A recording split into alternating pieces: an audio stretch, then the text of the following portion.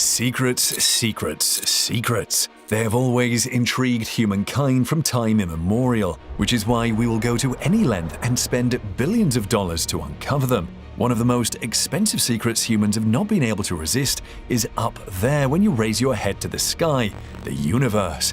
Ever since their discovery, black holes have fascinated humans, and at the latest attempt to unlock their secrets, we have sent the mighty James Webb Space Telescope JWST to space.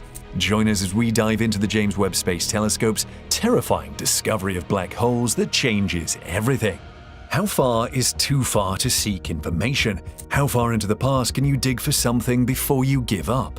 Humankind is about to set new world records in that regard. We have always been so obsessed with why we are here that we pause what we are doing to seek the answer.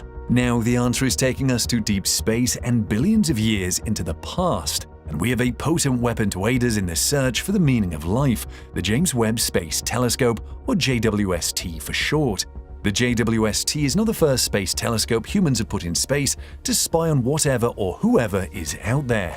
We already have the Chandra X-ray telescope launched in 1999 and the most powerful X-ray telescope that examines the X-rays emitted by some of the universe's strangest objects, including quasars, immense clouds of gas and dust, and particles sucked into black holes. But of course, there is the granddaddy and most beloved of space telescopes, the Hubble, which has been faithfully serving as our eye in space from its position in the Earth's orbit since 1990. It has shed light on the vast scale of the universe, the life cycle of stars, and the formation of galaxies. So what does the JWST bring to the table that we do not already have? The truth is that the JWST is the scientific successor to Hubble because its science goals were motivated by results from Hubble. At this point, it is important to point out that the JWST is not the replacement for the Hubble, but rather a successor that serves a different purpose. The Hubble and JWST also differ on how they work. First, the Hubble stays on a close orbit around the Earth, about 350 miles above the Earth, while the JWST is going far into space. Its final location is 1 million miles away at a point known as the second Lagrange or L2 point. In addition, while the JWST will primarily look at the universe in the infrared, the Hubble studies it primarily at optical and ultraviolet wavelengths, although it has some infrared capabilities. The JWST observes primarily in the infrared and has 4 science instruments to capture images and spectra of astronomical objects. These instruments provide wavelength coverage from 0.6 to 28 micrometers or microns. The infrared part of the electromagnetic spectrum goes from about 0.75 microns to a few hundred microns. This means that the JWST instruments work primarily in the infrared range of the electromagnetic spectrum, with some capability in the visible range, particularly in the red and up to the yellow part of the visible spectrum.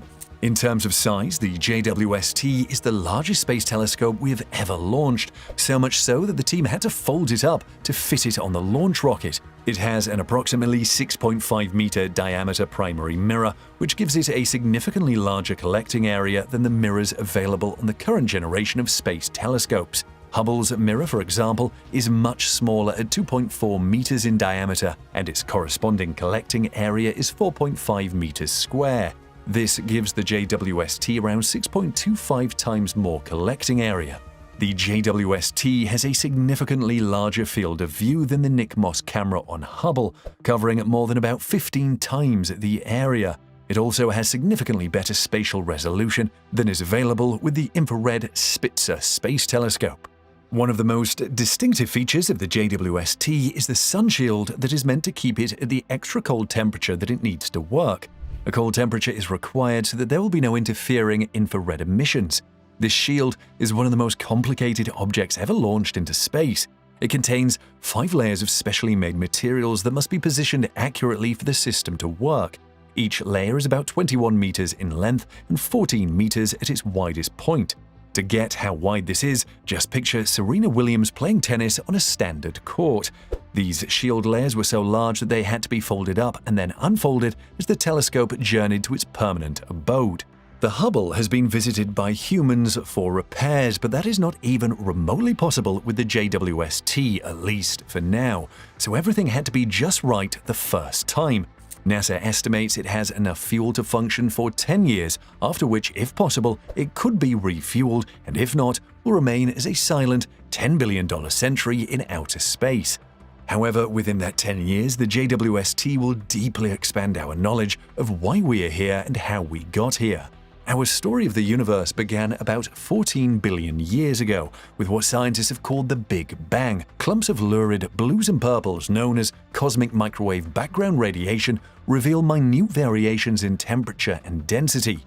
This first meaningful snapshot of the early universe, about 400,000 years after the Big Bang, was taken in the 1990s using NASA's Cosmic Background Explorer satellite. But thanks to the JWST, we will now peer back in time and space to see the very first stars and galaxies that formed from hot, dense clumps of gas and dust. But what will we see? This is where it gets really exciting. Black holes are famous for their seemingly insatiable appetite.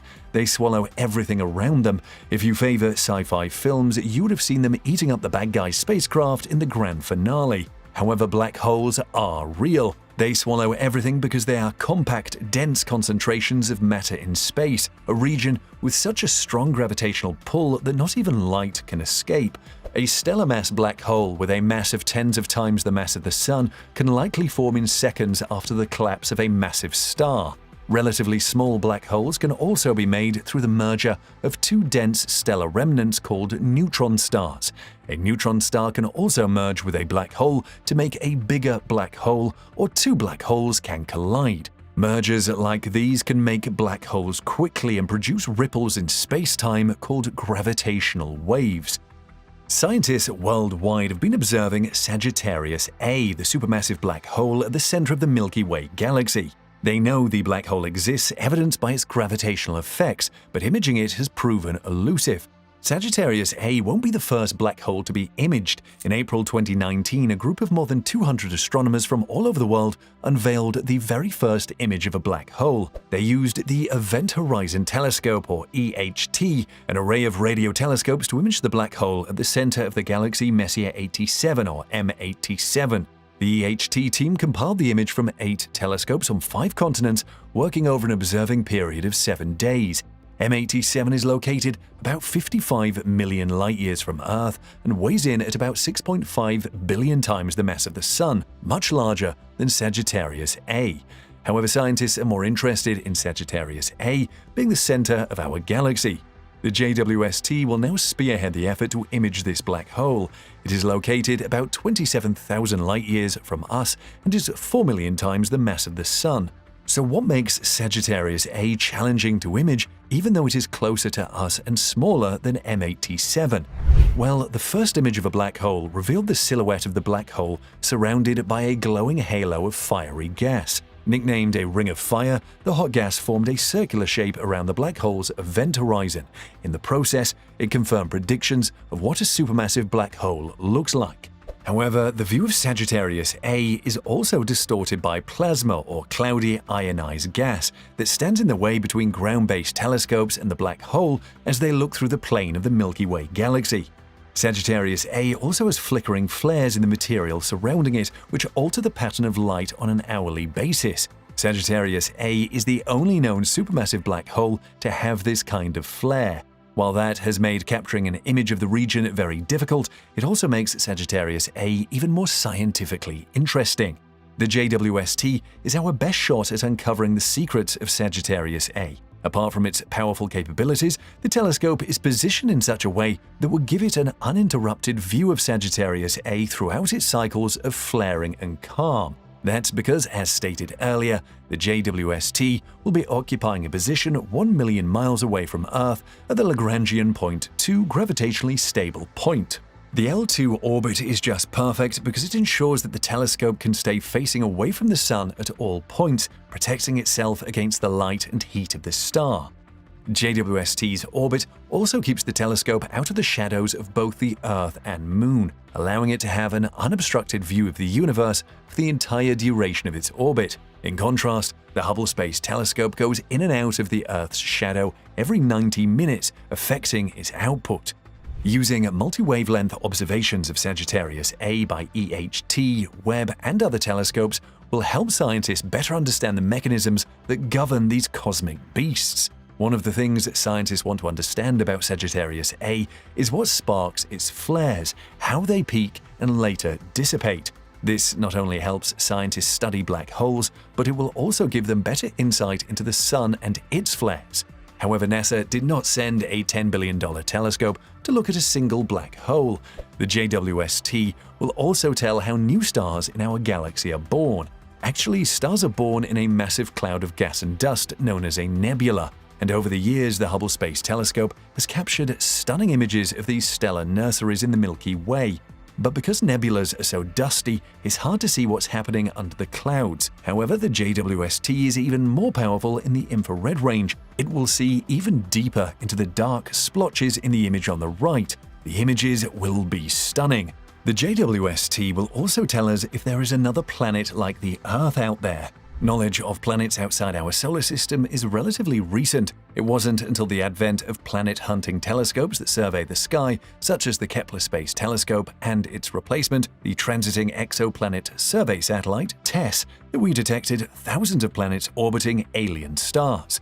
Some of these planets are unlike anything in our solar system, such as planets known as sub-Neptunes, larger than Earth but smaller than Neptune. Other planets are similar in size to Earth and orbit their sun's habitable zone, the point at which temperatures might be suitable for hosting life. The JWST will open our eyes to more of the secrets of the universe. Let's hear what you think of the JWST in the comments section below.